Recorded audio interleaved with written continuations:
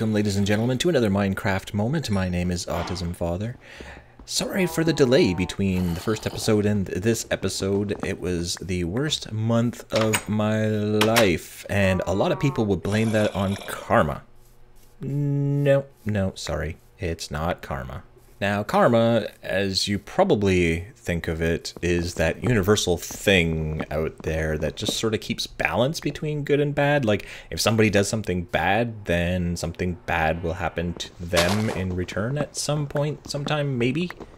Or people who are really good have good things happen to them. Somehow, everything just sort of stays in balance.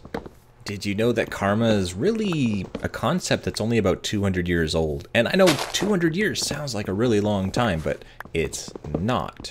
When you think about words that have come into being, the words that we use every day, words that mean things, they're usually hundreds and hundreds and hundreds of years old, even thousands of years old. If you think of the most popular book in the world, the Bible, when was that originated from? 2,000 years ago, right? 2,000 years? 200 years. Not that long ago. You see, scientists started to figure out that energy everywhere, like the entire universe, never actually goes anywhere. It changes and it transfers from place to place, but it's never destroyed or created. It just is, and it's constant. And they started to figure out that if it works with electricity and light and heat, then it must work with positive energy and negative energy too, just our feelings, because that's energy, and if it's consistent and it's constant, then there has to be balance, and that is where karma comes from. Different societies view karma in different ways. For example, Hinduism, which is where karma originated in 1827-ish, they view it as something that will happen to you later in life based on what you do today. So if you're bad today, someday something bad will happen.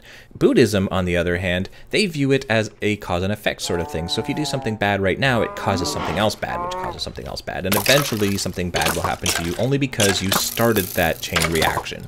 And the same thing happens with something good. Jainism, which is my personal favorite, they view it as sort of a cosmic sand that is in everything, and that sand has a negative or a positive pull based on how you are, because it's also in you. So if you're bad, it kind of attracts the negative bad stuff that's out there because it's consisting of all the same stuff. It kind of reminds me of Star Wars with the midichlorians, and that's how they describe the Force and why there's a light side and a dark side, because all Jedi and Sith and all of them can control that sort of stuff, and it gives them power. And same thing with Jainism.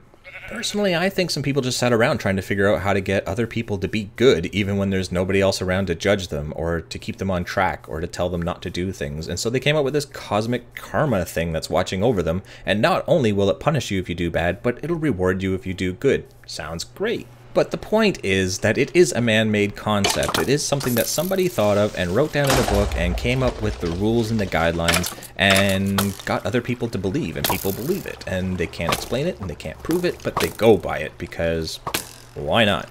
And I'm not saying that you should just be bad because nothing bad will ever happen to you, but at the same time, remember where this comes from. It comes from people. There is no cosmic force. There is no sand flowing through everything. Karma is something that people created, and you're a free human being. Do as you please. Have fun as you please. Enjoy your life. That's my karma. Thank you for spending this Minecraft moment with me. I'm Autism Father. Thank you for watching. Ciao.